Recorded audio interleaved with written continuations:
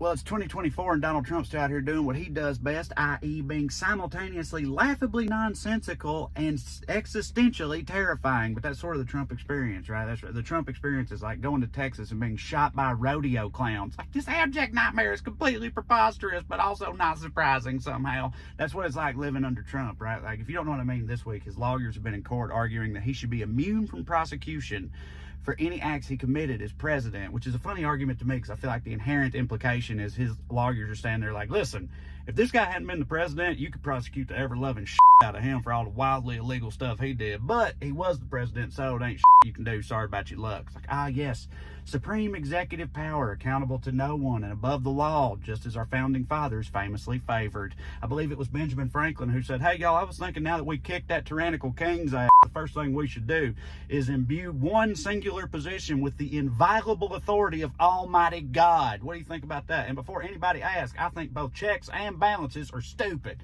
You know how the founding fathers were. No, this argument is completely un-American, but it also doesn't make any sense. Like, if you listen to Trump and his people talk, he's like, all right, first off, I should be immune from prosecution for any of the stuff I did as president. Secondly, if I win this year, first thing I'm going to do, prosecute Joe Biden for all the stuff he did as president. What? How does that work? Also, what stuff? And they're just like, just border stuff involving Mexicans. Don't worry about it. Just stuff. It's like, okay, so you're saying that Joe Biden, the president, should be prosecuted for nebulous crimes which you can neither identify nor provide any evidence for, but Donald Trump, the president, should be immune from prosecution for seditious crimes, the evidence for which the entire world has been privy to. And they're like, yep, exactly, you got it.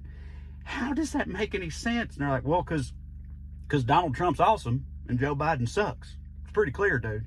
It's crazy, and they won't come off of it either, dude. The judges they made this argument to, they tried to press him on it. They asked him, they're like, okay, so are you saying if a president used SEAL Team 6 to assassinate a political opponent in broad daylight, are you saying they could not be prosecuted for that? They could get away with murder? And they're like, well, no, they'd have to be impeached and convicted, but not prosecuted. It's like, who's going to impeach the guy that's publicly murdering his political opponents? You can just murder your way into an unimpeachable position. You can murder every damn one of them if you want to. Why not? Also, does this mean Joe Biden could use SEAL Team 6 to murder your tang-tinted ass? Is that how it works? Like, if Joe Biden don't like the results of this election, can he just overturn those and there ain't shit y'all can do about it? And they're like, no, of course not. Of course not. It's like, why? Why not? What makes it different? And they're just like, because Donald Trump's awesome and Joe Biden sucks. And a full 1/3 of our fellow Americans will hear that argument and be like, well, makes sense to me. What is going on, man? Like, dude, I'm going to say this 11 times this year, but we have got to get November right, y'all, because I'm becoming ever more concerned that if we don't, there ain't going to be no coming back. Love y'all.